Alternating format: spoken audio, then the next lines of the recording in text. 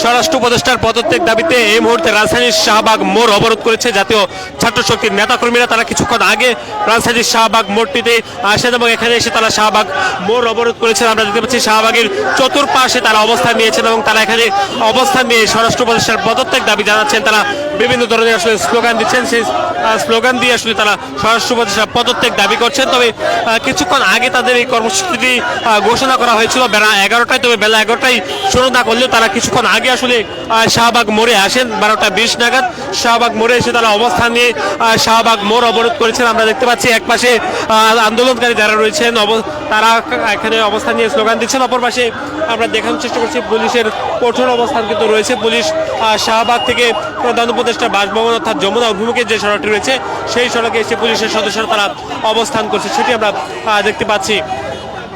দর্শক জানিয়ে রাখতে চাই, মূলত শরীফ ওসমান হাদী যিনি ইনকিলাব মঞ্চের মুখপাত্র, তার উপর হামলার ঘটনার প্রতিবাদ জানিয়ে এবং আইন শৃঙ্খলা বাহিনীর ব্যর্থতার দাবি জানিয়ে মূলত সেই অভিযোগ তুলে তারা শাহবাগ মোড়ে এসেছেন এবং তারা শাহবাগ মোড়টি অবরোধ করেছেন, যেটি আমরা দেখতে পাচ্ছি। এবং তাদের এই অবরোধকে ঘিরে আমরা দেখতে পাচ্ছি শাহবাগ মোড়ের চতুর্পাশে আইন শৃঙ্খলা রক্ষাকারী বাহিনীর সদস্যরা তারা আসলে প্রস্তুতি গ্রহণ করছেন। একেবারে শাহবাগ মোড়ের ঠিক পাশেই আসলে আন্দোলনকারীদের সামনে অবস্থান করছে পুলিশের সদস্যরা, সেটি আপনাদেরকে দেখানোর চেষ্টা করছে। অর্থাৎ কোনো প্রকার আইন শৃঙ্খলা অবনতি হলে সেটি আসলে রুখে দেওয়ার জন্য প্রশাসন তারা আসলে আমরা দেখছি তারা প্রস্তুতি গ্রহণ করছেন। এবং আপনাদেরকে দেখাতে চাই শাহবাগ মোড়ের ঠিক মাঝখানে অবস্থা দিয়েছেন ছাত্র শক্তির নেতাকর্মীরা।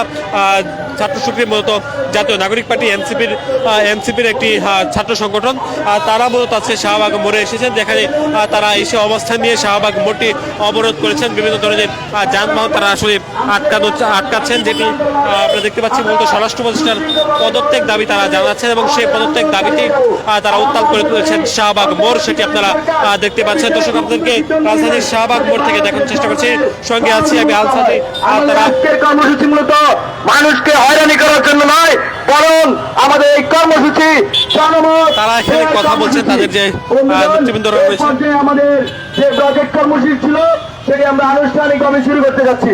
আমাদের ছাত্ররা আস্তে আস্তে আপনারা 4টা যে রাস্তা আছে সেটা ব্লক করবেন এবং আমরা আশাবাদী ঢাকা শহরের সাধারণ ছাত্র জনতারা এই আন্দোলনে শরীক হবে। আমাদের অভ্যুত্থানকে অটুট রাখার জন্য, আমাদের অভ্যুত্থানের শক্তিকে অটুট রাখার জন্য এখানে আমরা আশাবাদী সরকার আমাদেরকে সহযোগিতা করবে। যারা আইন শৃঙ্খলা বাহিনী নিরাপত্তার জন্য আছেন আপনাদেরকে আহ্বান করবো, ছাত্ররা এখানে শান্তিপূর্ণ কর্মসূচি করতে এসেছে, আপনারা আমাদেরকে সহযোগিতা করবেন। ধন্যবাদ। জাতীয় ছাত্র শক্তির নেতা আবু বাকের মজুমদার তিনি এসেছেন, তিনি এসে এখানে বলছেন যেন প্রশাসন তাদেরকে সাহায্য করে এবং তিনি কিছুক্ষণ আগে এখানে এসে অবস্থান নেন এবং তিনি ছাত্রদেরকে উদ্দেশ্যে যারা এখানে অবস্থান করছেন তাদেরকে বলেছেন যেন তারা শান্তিপূর্ণভাবে এখানে অবস্থান করে, সেটি আমরা দেখতে পাচ্ছি। শাহবাগ মোড়ে বলতো তারা অবস্থান নিচ্ছে এবং তারা স্লোগান দিচ্ছেন, স্লোগানে পুরো এলাকায়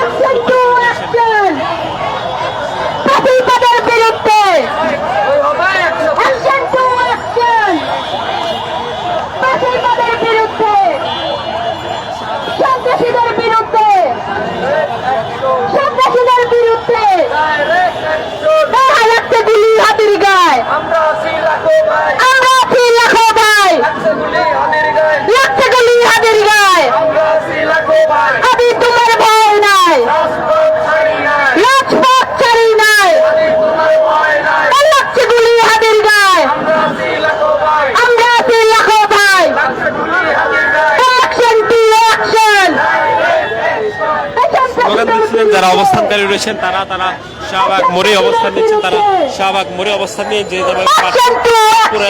তারা অবস্থান করছেন সেটি আমরা দেখতে পাচ্ছি। দর্শক আপনাদেরকে জানিয়ে রেখেছে মূলত শরীফ ওসমান হাদী ইনকিলাব মঞ্চের মুখপাত্র, তার উপর হামলার ঘটনাকে ঘিরে মূলত রাজধানীর শাহবাগ মোড়টি অবরোধ করেছেন জাতীয় নাগরিক পার্টি এনসিপির যে ছাত্র সংগঠন রয়েছে, জাতীয় ছাত্র শক্তি। আমরা কথা বলতে চাই তাদের সাথে। গ্রেফতার করতে হবে, অন্যথায় স্বরাষ্ট্র উপদেষ্টাকে পদত্যাগ করতে হবে। এতদিন হয়ে গেল এখনো পর্যন্ত দৃশ্যমান দিনের আলোতে তাকে গুলি করে চলে গেল। প্রশাসন বলছে যে তারা খুনিরা দেশের মধ্যে আছে। যদি দেশের মধ্যে থাকে তাহলে তাদের গ্রেফতার করতে সমস্যাটা কোথায়? যদি তারা গ্রেফতার করতে না পারে, খুনিদেরকে, সন্ত্রাসীদেরকে, যারা এই ধরনের কাজে নির্বাচনকে বানচাল করে দেওয়ার জন্য যারা এই ষড়যন্ত্র করতেছে দেশে বিদেশে, তাদেরকে যদি প্রশাসন আইনের আয়ত্তে না আনতে পারে তাহলে স্বরাষ্ট্র উপদেষ্টা বলে দিক সে পদত্যাগ করে চলে যাক, তার তো দরকার নেই। এই অথর্ব অপদার্থ এই উপদেষ্টাকে দিয়ে হবে না। জাতীয় নির্বাচনকে সামনে রেখে তফসিল ঘোষণার একদিন পরে কিভাবে একজন কালচারাল জুলাই মঞ্চের ইনকিলাব মঞ্চের হাদি ভাইয়ের উপরে গুলি করলো, প্রশাসন আজ পর্যন্ত কোনো দৃশ্যমান কিছু করতে পারলো না। অতএব আমরা চাই আজকের মধ্যে এই অথর্ব অবদার্থ উপদেশটাকে পদত্যাগ করতে হবে, পদত্যাগ করে যোগ্য লোক দিয়ে এই আইন শৃঙ্খলা বাহিনীকে ঢেলে সাজাতে হবে, তবে একটি জাতীয় নির্বাচন হবে। আজকে সারা দেশের প্রার্থীগণ ভয়ে ভিতর শঙ্কিত হয়ে গেছে। এই যদি পরিস্থিতি চলতে থাকে তাহলে জাতীয় নির্বাচন এই প্রশাসন, এই উপদেষ্টা পরিষদ কিভাবে করবে? এটা তো এখন দেশের মানুষের সবচেয়ে বড় প্রশ্ন। দিনের আলোতে সেখানে বিজয়নগরে কিভাবে গুলিবিদ্ধ হয়ে গেল সেই সন্ত্রাসীগুলো, তারা বলতেছে কখনো ট্রেনে আছে, কখনো রাস্তাঘাটে আছে, কখনো পালিয়ে যাওয়ার চেষ্টা করছে। আমরা চাই এত সকল বাদ দিয়ে এই উপদেষ্টা অথর্ব উপদেষ্টাকে জাহাঙ্গীরকে পদত্যাগ করতে হবে, অন্যথায় দেশের মানুষ তার বিরুদ্ধে জুলাই গণঅভ্যুত্থানের মতো আবারও এই দেশের মানুষ নামবে। জুলাই যে অসংখ্য শাহাদাতের বিনিময়ে যখন জুলাই অর্জন করেছে এই দেশের মানুষ, ছাত্র জনতা আর কখনো এই জুলাই হারিয়ে যাবে না ইনশাল্লাহ। আমরা দেখতে পাচ্ছিলাম এখানে আন্দোলনকারী যারা রয়েছেন তারা বলছেন বলতে তার যতক্ষণ পর্যন্ত স্বরাষ্ট্র উপদেষ্টা পদত্যাগ না করছে ততক্ষণ পর্যন্ত আসলে তারা রাজপথে থাকবেন। এবং আমরা দেখতে পাচ্ছি শাহবাগ থেকে কাঁটাবান অভিমুখে যে সড়কটি রয়েছে অর্থাৎ রাজধানীর সায়েন্স ল্যাব এলাকায় সেই সড়কটি আন্দোলনকারী যারা রয়েছেন তারা মূলত অবরোধ করেছে এবং তারা এখানে অবরোধ করে রাজধানীর শাহবাগ মোড়ে আসলে তারা নানান ধরনের তারা স্লোগান দিচ্ছেন, সেটি আমরা দেখছি। আমরা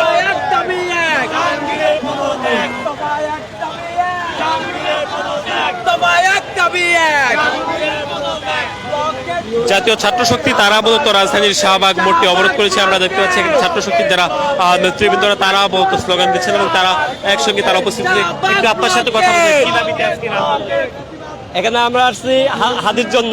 আমাদের ভাই হাদি সে একজন জুলাই যোদ্ধা, এখন তার উপরে খুনি এখন ঘুরিয়ে বেড়াইতেছে আমাদেরকে দোসররা।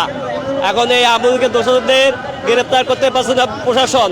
আমরা এই জন্য উপদেষ্টা জাহাঙ্গীরের পদত্যাগ চাই, এই জন্য আমরা শাহবাগ ব্লকেট করলাম। যে পর্যন্ত উপদেষ্টারা পদত্যাগ করবে না ও পর্যন্ত আমরা শাহবাগে অবস্থান করবো আমাদের কর্মসূচির জন্য। ইনশাআল্লাহ যদি যোগ্য ব্যক্তি যদি স্থানে না পড়ে থাকতে পারে আরেকজন ব্যক্তি আসবে, আইনের ব্যবস্থা করবে। এখনো বিচার দিন, এখনো আইন কোনো সংস্কার হয় নাই। খুনি ঘুরি বেড়াইতেছে আর প্রশাসন বসে বসে আঙ্গুল চুষতেছে। এটা কিন্তু প্রশাসনের কাজ না। যদি এই যে 50 লক্ষ টাকা পুরস্কার দিতেছে, এটা কেন পুরস্কার দিবে? সরকার কি ব্যর্থ? প্রশাসন কি ব্যর্থ? তাকে জনগণ তো রাষ্ট্র চালাইতো, তাই প্রশাসন কেন?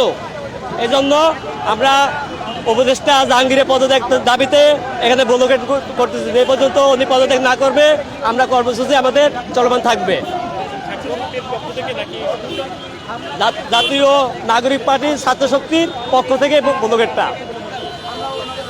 আমরা দেখছিলাম এখানে যারা রয়েছেন তারা বলতে রাজধানীর শাহবাগ মোড়টি অবরোধ করেছেন এবং তারা শাহবাগ মোড় অবরোধ করে তাদের যে দাবি দেওয়া রয়েছে সেই দাবি দেওয়া আসলে তারা তুলে যাচ্ছেন, যেখানে আসলে তারা বলছেন ছাত্র শক্তির সঙ্গে এনসিপিও তারা রয়েছে এমনটি আসলে তারা বলছেন এবং তারা নানান দাবিতে আসলে তারা রাজধানীর শাহবাগ মোড়ে অবস্থান নিচ্ছেন। একজন লিখেছেন তার হাতে ফেস্টুনে তিনি আসলে লিখেছেন গুলিবিদ্ধ বর্ষা বিপ্লব 36 জুলাই বিপ্লবী উসমান হাদি, সেই আহতের ঘটনাকে ঘিরে মতো স্বরাষ্ট্র উপদেষ্টার পদত্যাগ দাবি করছেন। আসলে কি দাবিতে আজকে আপনারা? স্বরাষ্ট্র উপদেষ্টার দাবি একটাই কথা, দাবি এক দফা এক, স্বরাষ্ট্র উপদেষ্টা জাহাঙ্গীর আলমের পদত্যাগ।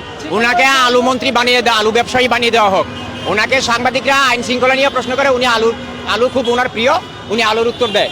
তাই আমি বলবো আজ 4 দিন হয়ে গেল, ওনার লজ্জা নাই, ওনার শরম নাই, ওনার কোনো দক্ষতা নাই, যে খুনিদেরকে গ্রেপ্তার করতে এখনো সক্ষম হয় নাই।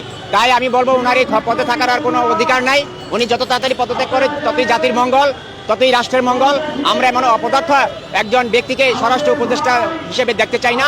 আমরা একজন যোগ্য ব্যক্তিকে দেখতে চাই, উনি পদত্যাগ করুক।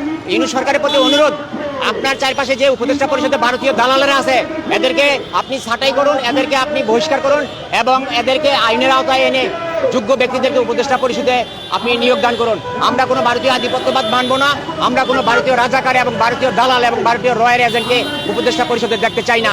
আমার দাবি সরকারের কাছে একটাই, অনতি বিলম্বে উপদেষ্টা পরিষদকে আপনি পুনর্গঠন করুন, উপদেষ্টা পরিষদকে বাতিল করুন এবং আজকের যে ওসমান হাদি ভাই যে মুমূর্ষ অবস্থায় হাসপাতালে জীবন মৃত্যুর সন্ধিক্ষণে আছে, ওনার উন্নত চিকিৎসার আপনারা ব্যবস্থা করুন, নয়তো আমরা সারা বাংলাদেশ ব্লকেট করে দিব। স্বরাষ্ট্র উপদেষ্টার যে আলুর যে বিষয়টি সেটি তো আসলে তিনি কৃষি মন্ত্রণালয়ের উপদেষ্টা হিসেবে সেখানে উপস্থিত ছিলেন কৃষি মন্ত্রণালয়ের প্রধান। হ্যাঁ, আমার কথা হলো এই স্বরাষ্ট্র উপদেষ্টা স্বরাষ্ট্র মন্ত্রণালয় হলো একটা গুরুত্বপূর্ণ জনগুরুত্বপূর্ণ এবং একটা সেন্সিটিভ মন্ত্রণালয়। উনি একজন সজ্জন ব্যক্তি এবং অভিজ্ঞ ব্যক্তি এই পদে আসন থাকেন।